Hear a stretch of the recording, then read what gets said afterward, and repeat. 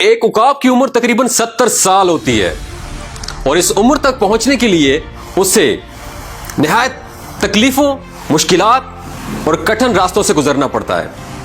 جب اس کی عمر 40 سال ہوتی ہے تو سب سے پہلے اس کے پنجے جس کی مدد سے وہ شکار کو دبوچتا ہے کند ہو جاتے ہیں۔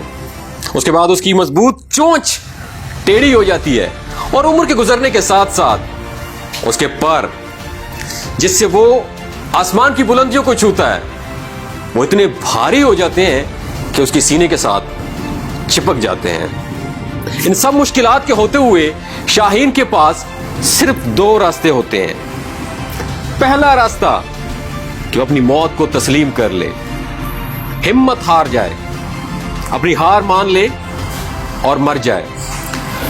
دوسرا راستہ 150 دن کی محنت یعنی 5 مہینے کی محنت کے لیے تیار ہو جائے۔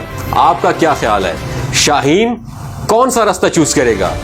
جی بالکل، شاہین ہار نہیں مانتا، وہ اپنے آپ کو 5 مہینے 150 دن کی محنت کے لیے تیار کرتا ہے۔ وہ پہاڑوں میں چلا جاتا ہے اور پہاڑوں میں جا کے سب سے پہلے اپنی چونچ کو پتھروں پہ مارتا ہے اور اپنی چونچ کو پتھروں پہ مار مار کے اسے توڑ دیتا ہے۔ جب نئی چونچ نکلتی ہے تو نئی چونچ کی مدد سے وہ اپنا ایک ایک ناخن اکھاڑ کے پھینک دیتا ہے۔ جب نئے ناخن نکلتے ہیں تو وہ ناخن اور چونچ کی مدد سے اپنا ایک ایک بال اکھاڑ کے پھینک دیتا ہے۔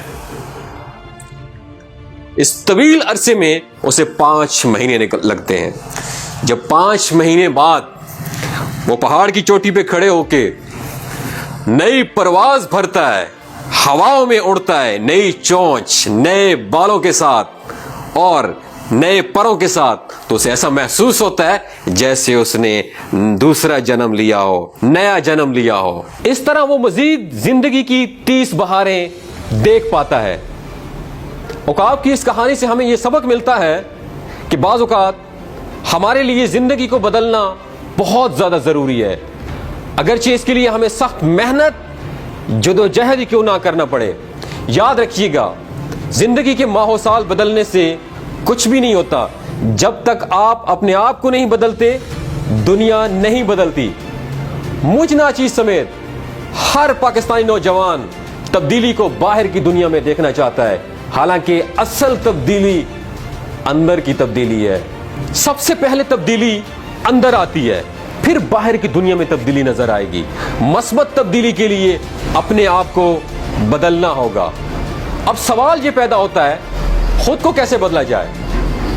خود کو بدلنے کے فلسفے کا مطلب ہی یہی ہے، اپنی کمیوں، اپنی کوتاہیوں، اپنی کمزوریوں کو آئیڈینٹیفائی کیا جائے، تلاش کیا جائے، پھر ان کو بہتر سے بہتر بنانے کی کوشش کی جائے۔ خود کو بہتر بنانے کے فلسفے کا مطلب ہی یہی ہے، سیلف گرومنگ، اپنی گرومنگ کی جائے، اپنی ذات کے اوپر کام کیا جائے، سیلف انویسٹمنٹ۔ اللہ پاک نے جو آپ کو صلاحیتوں سے نوازا ہے، جس ٹیلنٹ سے نوازا ہے، اس کو پالش ضرور کرنا چاہیے۔